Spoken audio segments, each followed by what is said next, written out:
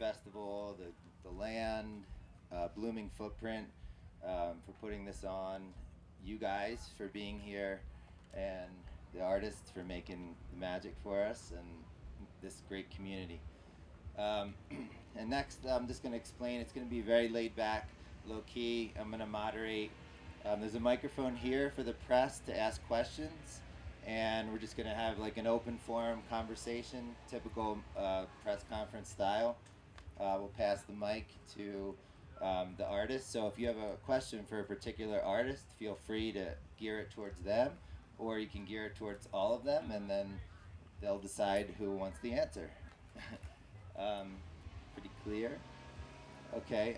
So at this point, I'm just gonna open up the floor. You can come up, ask questions, and we'll start.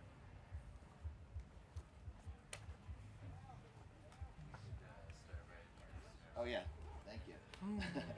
I'm gonna start by having the artists introduce themselves, so you know who everyone is, and that would help, right? Yeah. And then we'll go from there. Hello, my name is Aaron, and I make music as Quali, and I'm based out of Boulder, Colorado, and thanks for being in the sun here. Oh yeah, UU as well is another thing that I do with my friend Chris. Hey, I'm John, and I make music as Psilocybin.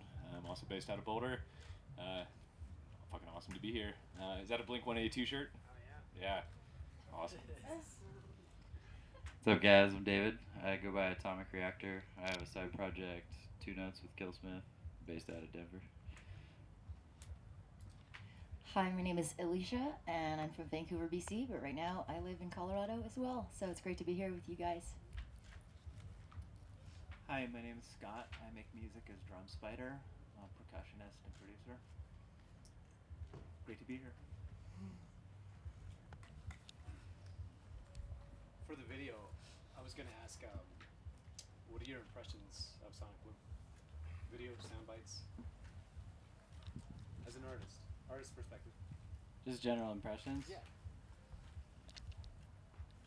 Well, so this is like my 9th year coming here, and it's really been super inspiring for me. Like, I haven't been making music with a computer as long as I've been coming here, and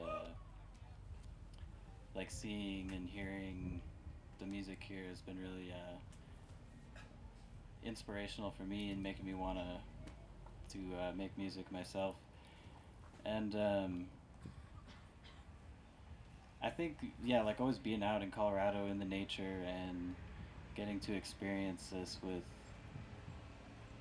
a lot of people is a really fun thing for me.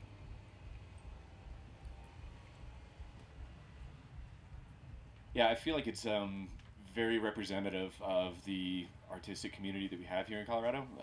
Very supportive of each other. Everyone really wants to see each other do well.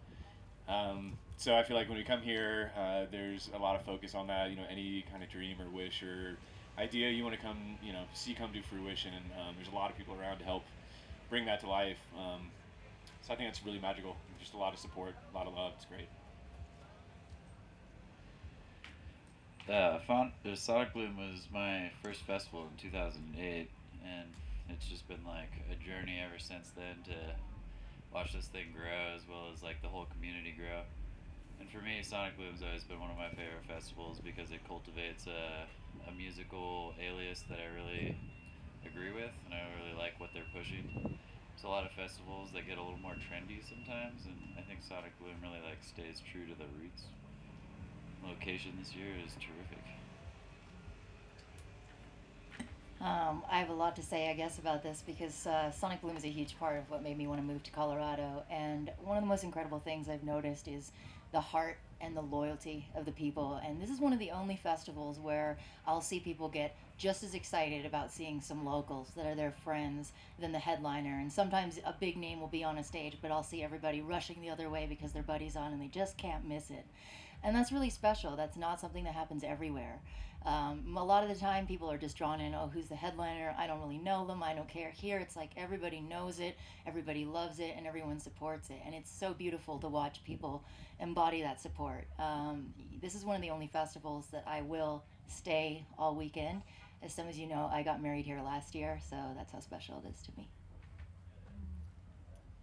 Hey, this is my very first Sonic Bloom, so don't have as much to say, but mainly it's a seems like a beautiful gathering so far. I can't stop looking at those mountains behind you, and I was really impressed by the beauty of the stage design and sort of the environmental design, especially around the Hummingbird stage. It's really great work.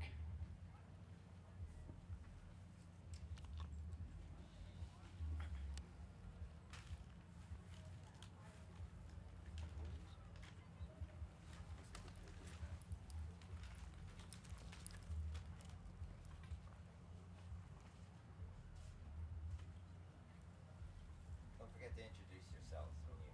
Hey, how's it going? My name is Glenn Little II, and I'm working for the festival here. I also work for ColoradoConcerts.com, and I work for CNN iReport as well.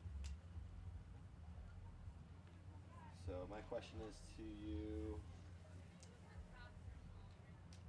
what type of impact do you expect Sonic Bloom to make this summer to the festival community? Want to start on an end?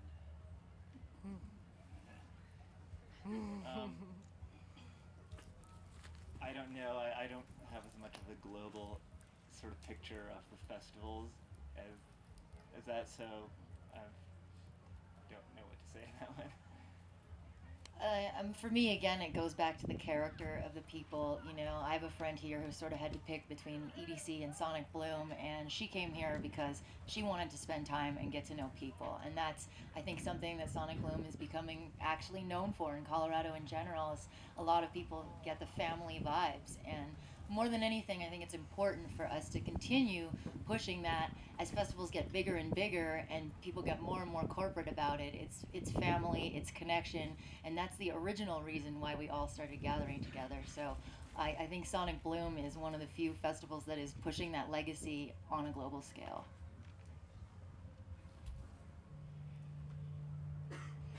Yeah, that was well said. Sonic Bloom is like a staple for Colorado because we don't really have anything else that really unites an electronic scene in any way.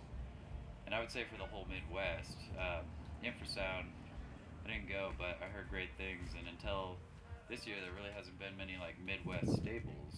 So Sonic Bloom stands as like a middle ground for the Midwest to really be getting a lot of the glitch-based vibe, I would say, that not necessarily is always based out of here, but sometimes is. Because like you look at California and they have, I would say there's like at least 10 comparable festivals just in size. So it's Sonic Bloom is a blessing for all of us that we have this, and I hope that the scene just continues to grow and flourish.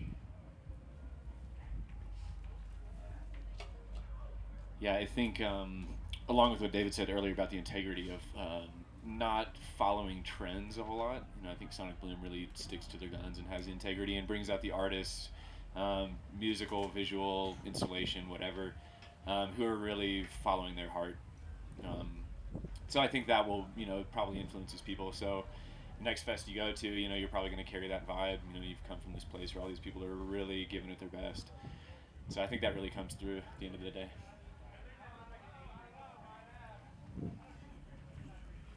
Yeah, it's hard to make like specific predictions about, you know, the future, but I think like personally being here, I love checking out my friends' sets. I love checking out my favorite acts' sets and like integrating that into my awareness or integrating that into my yeah, it's how I think. It's inspiration or whatever. So like, and really everybody, I think, everybody's just like taking stuff in, and once we take stuff in, then what we're putting out changes, and you never know exactly how that's going to happen because so many different things are coming in, and I can't necessarily tell what's going to come out of me musically or personally or whatever from the things that are coming in, so it all just is the melting pot. Thank you guys.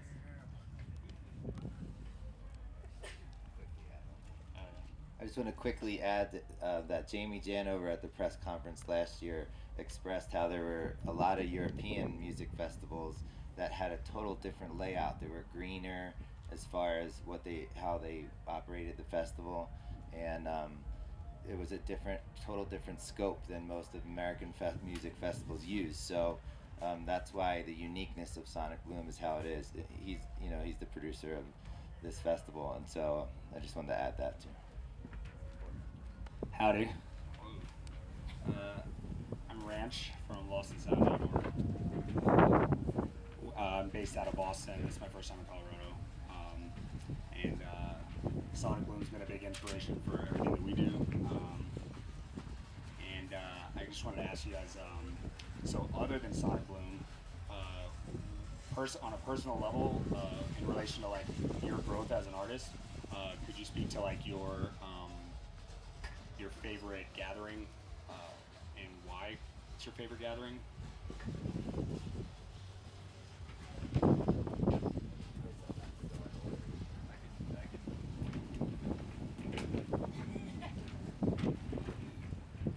I wouldn't say it's necessarily a gathering. Welcome Ranch to Colorado. I wouldn't say it's necessarily a gathering, but Burning Man is incredible. It's just like a full encompass of. I go to a lot of different festivals, and a lot of them do different things really well. And you go to Burning Man, and it's like everything is done. Everything has been thought of. There's 70,000 people there that are co-collaborating on an experience. And for me, that's like, I've never experienced anything quite like that. I'm a really big fan of Lightning in a Bottle. For me, it's just specifically how obviously intentional their sort of conscious efforts are. And by that I mean a lot of festivals will have workshops and more, and sometimes it just seems like a side thing, and it's not really that attended to. But with Lightning in a Bottle, they've got all kinds of speakers, workshops, things going on all day. And I remember one day going to a juicing workshop, then ending up soldering in the middle of field in a tent, and soldering. I was making an Arduino and then listening to another speaker talk about a psychedelic experience and then doing a yoga class all within one afternoon. And every workshop I went to was well thought out and a lot of effort into it. And for me, it's like, what are we here for? Well, a few things: to party, but maybe to learn and maybe to evolve. And I think that by offering so much, which more and more festivals are doing, I think taking their lead, they really sort of follow through on their responsibility, because you can be green and you can give people compostable cutlery, but if you don't also provide education and a variety of experience and something to do besides getting high, that's really what makes a difference between, I've been to a lot of festivals and I've had a lot of crazy times, and my favorite times are the times where I come out learning something. And so for me, it's, Lightning in a Bottle definitely takes the cake on workshops and art and supplemental things, because, music is great and I love music, but, there's so many other kinds of beautiful art and education. The last two festivals I've played at have been two of the best that I've ever seen, and those were Connection in North Carolina and Firefly in Arizona.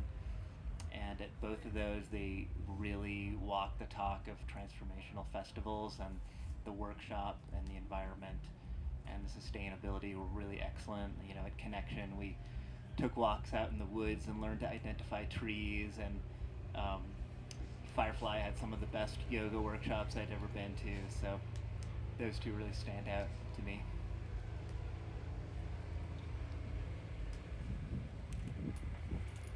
So one of my favorites has been Luminosity Gathering in BC.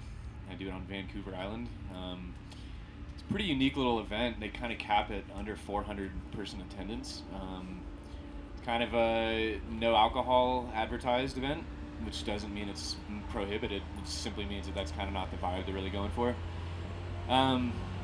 The reason that one's been really special to me is with such a small community, you can really end up sinking in for the whole time you're there and meeting people and really, I think this is about, I feel like a lot of us up here are probably creating music to maybe get over our egos, to not help bolster that. So at a small place like that, you can really meet people, you can really talk to them, have one-on-one conversations, make a ton of new friends and family.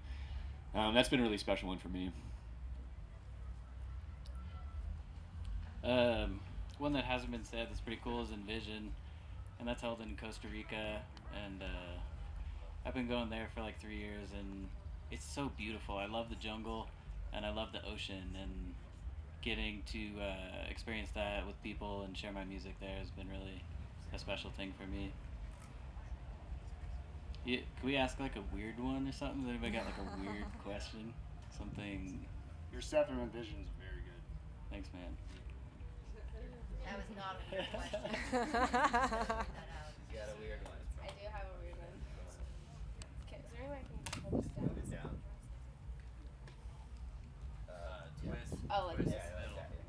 Hi, my name's Abby. I'm with Sparkleberry Lane. I'm based out of Denver.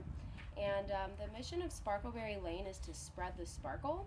And that can really manifest in any way. It can be sharing your music, having a conscious conversation, picking up trash, really anything that speaks to you. So can you tell me how you spread the sparkle? Yeah, sparkles come from the heart, and I think being a sparkle pony is really important for the future. And when we learn to embrace the sparkle pony, our true inner sparkle pony, then the glorious gods of sparkledom will dawn upon us. But really, the heart is the coolest thing ever. Like speaking, interacting with people on a heart level is really a fun thing, and it doesn't have to be on this it's less of like a brain thing, and it's more of just like a vibe thing. And a lot of times it's silly and funny and weird, and thank you for your question. Yeah, Aaron kind of sealed that up. I think we're good on that.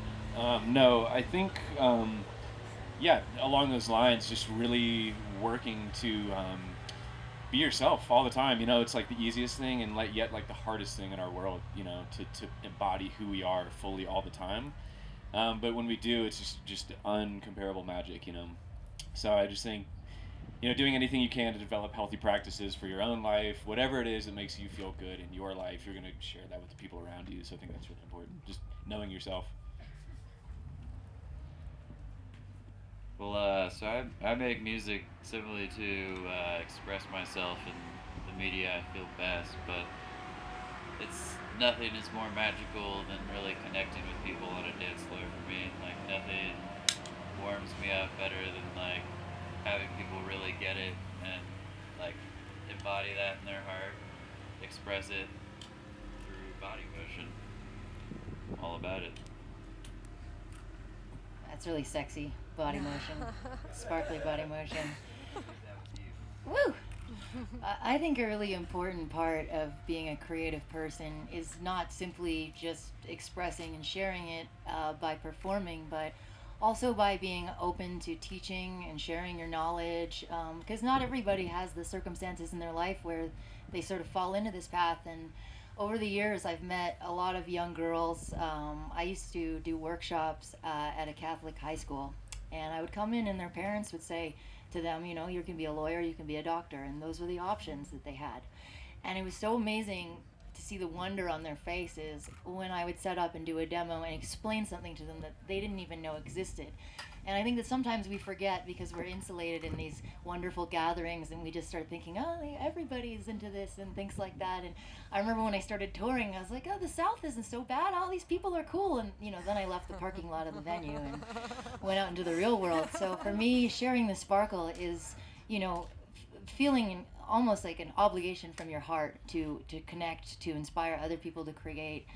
So I'm spending a lot more time developing workshops for kids, teaching things for families. I'm actually doing some fundraisers for children's beat making camps pretty soon. So I think that's how we keep the sparkle going. You got to make sure everybody sparkles. All right. Well, I love sparkle and glitter. I'm not wearing any now. Sorry, but I think I further the cause indirectly by creating music of